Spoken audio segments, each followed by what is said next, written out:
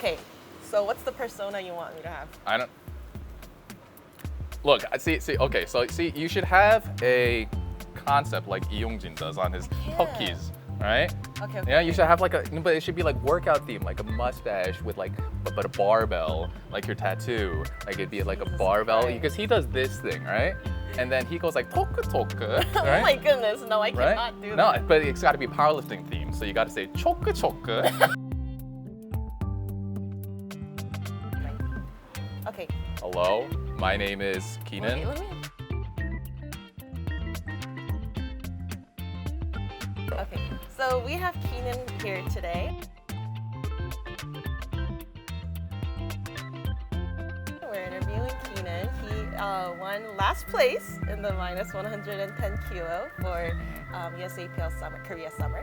And yeah, and can you please introduce yourself? All right. Hello, everyone. My name is Keenan. As she said, I am a powerlifter. I compete in the USAPL in the 110 kg weight class. I also work as a powerlifting coach online, and also I do in-person coaching at the gym right below us at RPT Gym here in Pangdae-dong. Okay, so you just finished your meet, right? Mm-hmm. And then are you back to training yet?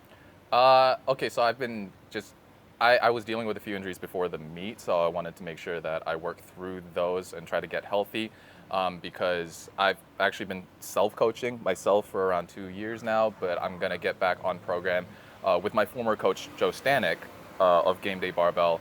Gotcha. So what are you doing like outside of training? You have any hobbies or what do you do? I like watching sports. I like watching pretty much any sport that isn't lifting. NBA is probably my favorite. And I guess aside from that, I like listening to music. I like playing video games. What music are you listening to before you get into the It's the same song every time. Actually, so I think it's important because you can't. A meet is long. It's like 4.5 hours long. So and you can't stay hyped. During that time, sometimes I listen to just classical. Sometimes I listen to just like piano instrumental music. For whatever reason, I'm really hooked on this song. 보고 싶었어? 보고 싶었어? Yeah, the WSG Wannabe, the thing from this summer. Okay. Well, I really am a big fan of Michael Jordan. I watched The Last Dance, the MJ doc, like 4 or 5 times. But in episode 7, at the very end, MJ goes on this basically spiel about like how he's kind of misunderstood because of how competitive he is, right? And like some of the things that he says is like, one thing, if you ask anyone about Michael Jordan, the one thing is that he didn't do anything, like he didn't make you do anything that he didn't fucking do, right? That was and then he, like at the end, like right before he starts like breaking down and crying, he says, if you don't want to play that way, then don't play that way. And I kind of have that memorized, but there's a song in the background of that scene, and it's a remix of a song called Sound of Silence, song I'm listening to before every attempt. Yeah, so a lot of people were like, oh, he's probably listening to some girl group, K-pop. Kind of. That's I mean, what I yeah. saw in the off the record, but like Chongyunyi and I were like having a conversation about, how there's like ye능 with like elite, like old, like intense elite players, right? They play like chokgu and stuff. Sometimes like people like misunderstand them because they get too competitive, and it's like supposed to be ye능. So people are like, and like, but in the heat of the moment, you can. Right. I've gotten better at that, like being less competitive at stuff that I know doesn't matter. But it's only because the thing with those athletes is they're not competing in their sport anymore, so they don't have that outlet. Right? I still have powerlifting as that outlet, so I can be super competitive there and then not lose my shit anywhere else now. Right. Okay, so maybe we could just, jump into like the mindset, okay? Like talking to you and being your friend, I guess I've seen kind of like the dark side of you maybe. Yeah. Maybe a little bit, because you weren't competing for a while. Yeah. You were, losing the enthusiasm. The passion for it. Right. Like I wasn't really passionate about lifting up until I heard Ashton was competing. I wasn't really passionate for it. Even in that WPC meet. I could do 100 less than what my first attempts were, and I'd walk away with the win.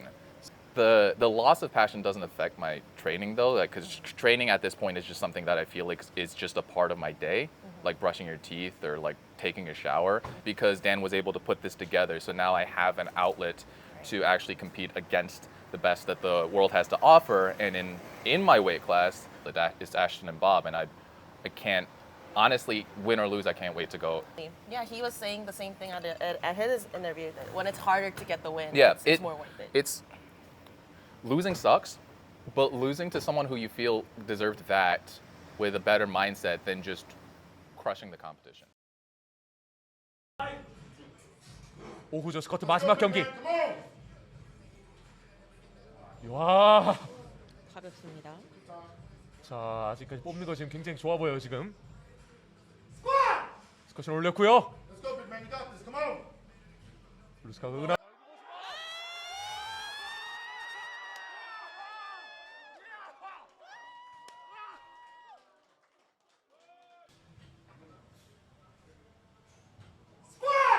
(3 60kg) 스쿼트를 올렸고요. 내려갑니다. 올라오나요? 우와! 지금 쉽게 말해서 존나 무겁습니다. 네. 진짜 존나 무거운 거예요.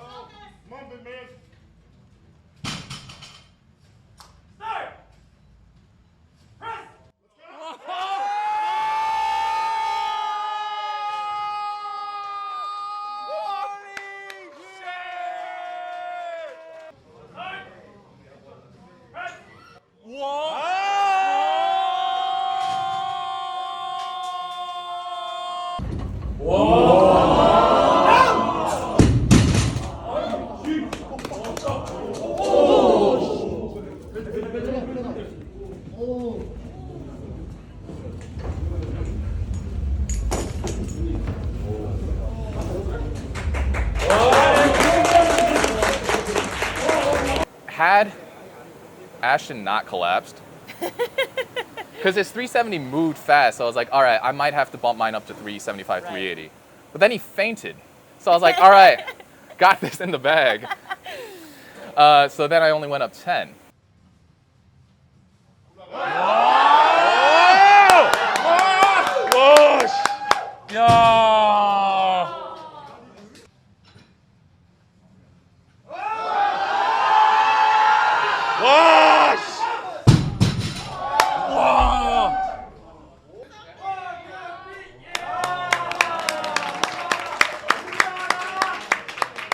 Right, look, this guy passed out on 370. He's gonna pass out halfway through the 382, but then he didn't. Right. Yeah, he didn't even faint. He didn't even faint afterwards. He didn't even faint. It's all an act. I don't think he even lost consciousness. He just fell over on purpose. It was a show. I shouldn't have watched that deadlift. They should have just told me that he hit it, and then I should have just put in what I thought I could hit, because my 370 was really fast. I think I could have done 77.5 or 80. Yeah. What were you thinking? Like, this asshole. It was all an act. It was all an act. Why didn't he collapse after the last deadlift? Why do you have to collapse after the second? No, but he got it. He did exactly what he needed to do. Honestly, like, I would have probably needed to push him a lot more. You actually didn't take your socks off when you weighed in. Oh, again, I thought I'd weigh a lot more than him, so I should have just taken everything off. But during weigh-ins, I was just like, taking socks off is hard. So I didn't. There's thick socks too, because they're the socks that I use to squat in. So. Yeah. Next thing, what should we talk about next? Okay, do you have a specific diet? I tried to make sure that my macros are where they need to be. My favorite foods are the most greasy. So if I just want to eat what I want to eat, it's probably just going to be like pizza and stuff. But I also don't really feel healthy at around 107, 108 body weight. So I think that's why I keep track of carbs. And then fats, I try to keep them healthy. Like, I eat a lot of salmon. Okay, so when did you start powerlifting? This is the question, like 15 minutes in. It's almost 5 years now. So I think I started at the beginning of 2018. How old are you now? It's 25. Okay, so let's talk about some federations. So what made you pick USAPL over the other federations? Because I had no other choice. Okay, so an explanation of how IPF Korea works. It's 80만 won, which is around $700, right? And you have to pay that to basically take this seminar on what powerlifting is. It would be useful information had you not known anything about the sport. But paying $700 for it, spending a weekend there, it's honestly like not the most efficient use of your time or your money. But I thought that IPF Korea would give me the best shot at competing against some actual competition. So I was like, all right.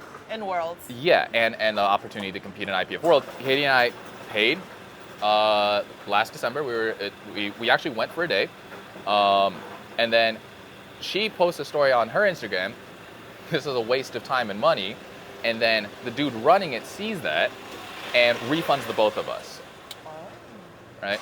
So, I take that as a sign as like you're not welcome here anymore, and I don't want to have to compete at Worlds while also dealing with that, like begging them for the opportunity to get there. Yeah. Like, why would they not want that representation?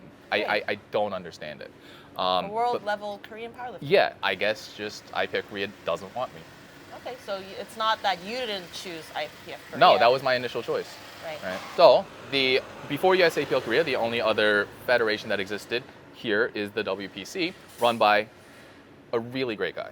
이용수 관장님. Yeah, he loves the sport more than I do, way more than I do. 이용수 관장님 really loves powerlifting. You can tell by the way he talks about it, the way that he encourages all the competitors, the way that even though he's the head judge, he's like hyping them up as they lift. So yeah, overall, just a wonderful person. And prior to the USAPL, that meet was probably the best run meet in Korea as well. The venue was better than anything that had been in Korea at that point, and like the atmosphere as well. And he's trying to improve the quality. Yeah, and he's trying to improve the quality as well. So I wanted to compete there because I just hadn't.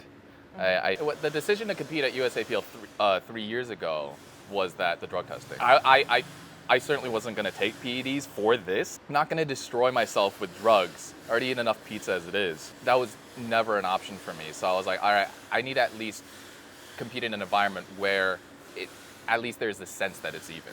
I've been drug tested in every USAPL competition that I've competed in. What do you think about the drug testing system for USAPL? Like, are you satisfied with it, or?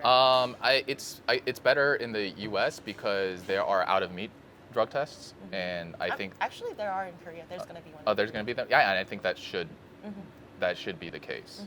I shouldn't be given the freedom when people in the States aren't. What is ahead? Where's your next stop?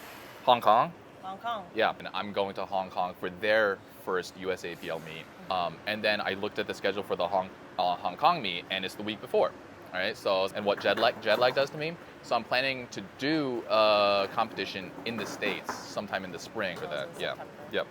Okay. So what about your long-term goal? It's changed. My long-term goal for powerlifting has always just been total 1,000 in a competition, regardless of what federation it is. Just do it. Be done with it. I don't know if I can do that anymore because I want to win nationals now. So even if I end up totaling 1,000 plus at nationals, but I still lose, I'll be back the next year. Okay. Say goodbye to your fans. I don't have fans. Don't say you're a fan of me. It makes me really uncomfortable. Okay. I don't think that I deserve or should have fans, right? Just like, I'm not gonna lie. I've gotten a lot of support this past week. I'm not someone who should be having fans. It's like I get when that's just the dark side. I get when people want pictures. I get when people want me to sign them belt. I don't really know why I'm doing it as I'm doing it though. But anyway, thank you guys for watching. She put a lot of work into this, so leave a comment, like, other YouTube stuff. I don't know. Subscribe to the channel. All right. It's not mine. Doesn't do anything for me. If you want to support me, just give me money. Oh my goodness. Pay for my trip to Hong Kong. Okay, let's. All right. Okay, What am I saying? 좋아요. No, it's 구독, 좋아요. Oh, okay. You know 구독, it. 좋아요, 알림 설정? 알람 설정? 알림 설정. Uh-huh. 댓글. Okay. You do 구독 좋아요. Okay. What's the rest? 구독, 좋아요. 알림 설정, 댓글까지 달아주세요.